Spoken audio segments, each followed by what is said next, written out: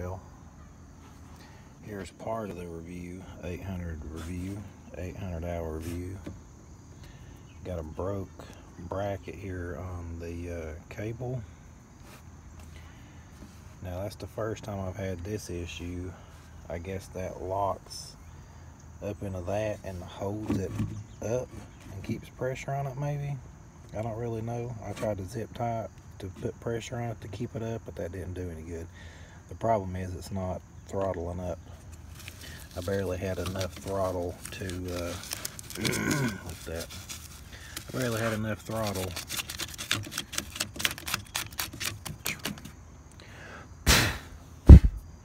to get it back up onto the trailer. Luckily I didn't have a real steep angle. Last year, after a year and a half of running it, that bracket right there had slid, and down at the dealer they had to take and loosen that up and loosen this up and pull it. I think they pulled it that way, tighten it back down, and then they checked it with checked the RPMs and make sure it was idled as high as it should. And then even when the service manager did that, the first time he pulled it, it actually went back down again. So he had to really crank down on it that next time to try to get it to stay. So I mean, it's only one little minor thing. Of course, you know, if the dealership closes at 5, it breaks at 10 after 5, and that's what we ran into today. So I'll have to go tomorrow, and I tried to pull that off and I couldn't get it off. So I will probably end up being just like when the bad boy, instead of replacing the throttle cable, I had to replace the whole throttle unit, the whole throttle assembly, and which is a Snapper Pro.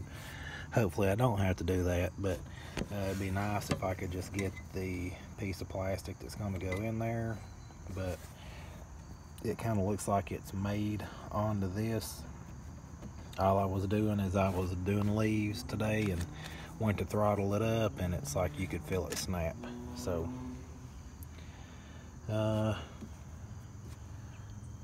let's see, when I first got it, it kept, when I'd have it on the trailer,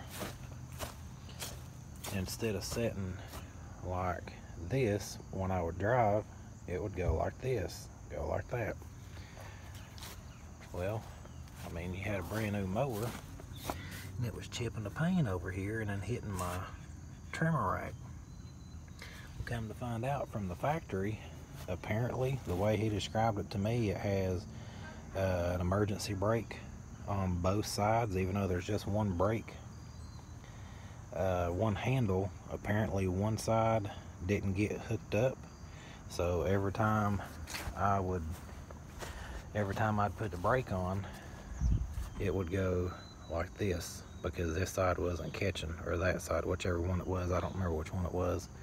I think it was this side wasn't catching over here, so it let it fall. After, I think we had a 600 hour warranty, the clutch started going out last fall, and then it did good through the leaf season. I knew something was going on with it, and started out this year, and I was 20 hours over, and like 2 weeks out of warranty. But luckily I got a good dealer, and they have a good relationship with Snapper Pro. So the clutch assembly was, I think it was $325, and then I was going to have to pay for labor, and I knew the belt was going to need replaced this year, so they got it warranted, and I went ahead and put a new belt on it. And honestly, that's it. That's the only issue that I have had out of 800 and whatever this says, 817 hours now. That's the only issue that I've ran into is, of course, I had a belt break you never know what could cause a belt to break. But that belt there for the pulleys, that's $125. That's expensive. That's when you try to find one and have one for a backup from Amazon or something, but it'd probably be cheap junk too. But yeah, $125 for the deck belt, and then I think it was only like $70 or $80 to get the drive belt replaced. But like I said, I went ahead and done that. Of course, I got my flap off. I have a homemade chute blocker on here that actually works really, really good. This looks like a big piece of diamond plate, but it's about the perfect weight for what I need. Tires are getting wore on the insides here. I don't know if that's an issue with the mower. It almost acts like it has a camber. You know, I remember seeing a Bad Boy, and that one they had with the suspension had like a little camber, and the outside of these look good, but when you get into the inside on both sides, they're wore.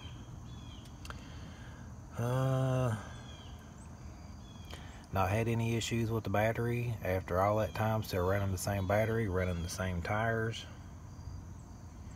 I did put tubes in the front just so I wouldn't have to worry with nothing.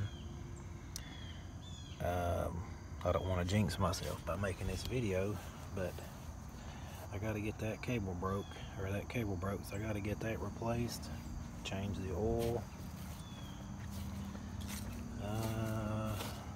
Trying to think if there's anything else, but I don't really think there is.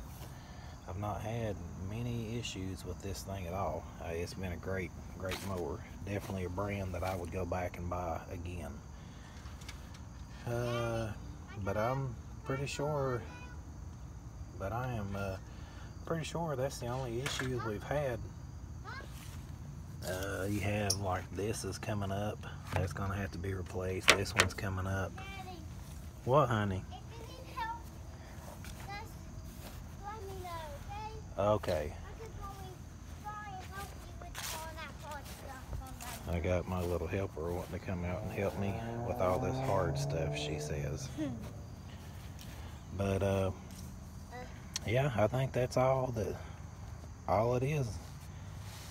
I'll get that fixed and let you know what the problem is with that, and go from there. But after 800 hours, it's been a great mower, and I definitely recommend it.